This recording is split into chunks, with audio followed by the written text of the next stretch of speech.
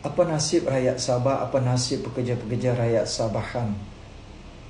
600,000 undocumented migrants working in Sabah. 600,000 dianggarkan pekerja warga asing bekerja di Sabah. Ini dikeluarkan oleh Setiausaha Persekutuan Sabah, Tuan Haji Rosli Isa. Apa nasib kita? Apa kita rasa? Oren, limau, manggis, durian?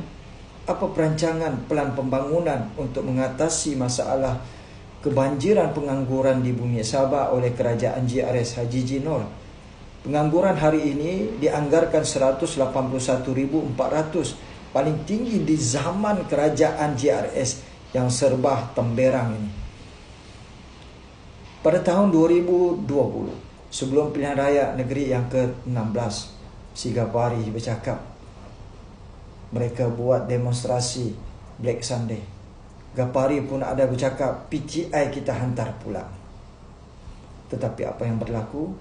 Dia sendiri menyatakan, dianggarkan 100,000 PTI warga asing didaftarkan, diputihkan oleh Jabatan Imigresen Sabah.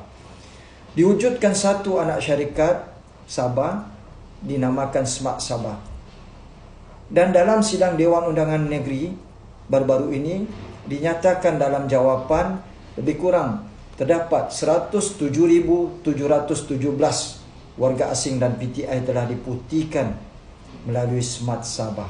Smart Sabah ditubuhkan agensi JLC ini untuk memutihkan pekerja asing, pendatang asing, PTI, warga asing. Sehingga begitu sekali. Smart Sabah juga adalah duduk pengerusi dia adalah orang-orang daripada PGRS.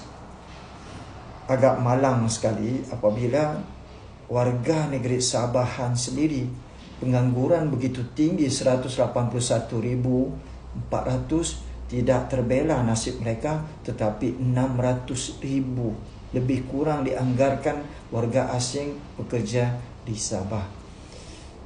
Itulah sebab saya katakan kerajaan JRS, kerajaan yang gagal dan lemah untuk membela nasib anak bangsanya sendiri.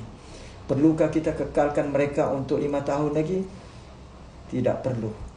Kita harus nyatakan semangat kita untuk buat perubahan demi untuk selamatkan negeri dan juga selamatkan rakyat Sabahan itu sendiri. Pembohongan, penipuan daripada golongan-golongan yang terdesak dalam kerajaan JRS ini sudah tidak boleh disembunyikan oleh mereka. Akhirnya hari ini kita sendiri nampak satu persatu masalah, kegagalan, kelemahan yang berlaku dalam kerajaan JRS, tetapi mereka asyik dan sering menyalahkan pihak lain, terutama warisan Syafiq Abdal. Mereka tuduh juga Syafiq dan warisan akan memberikan pulau kepada PTI seandainya warisan berkuasa. Inilah tuduhan-tuduhan palsu mereka sewaktu mau pilihan raya dulu dan sekarang ini. Mereka ulang balik, recycle balik tuduhan-tuduhan bobrok dan bejat ini. Rakyat Sabah, anda lah yang akan tentukan negeri dan rakyatnya maju. Peluang di tangan anda. Gunakanlah sebaik-baiknya dengan memangkah parti dan pemimpin yang benar-benar berjiwa rakyat, mempunyai karisma, mempunyai keteguhan, prinsip tegas untuk membela hak negeri dan rakyat Sabah.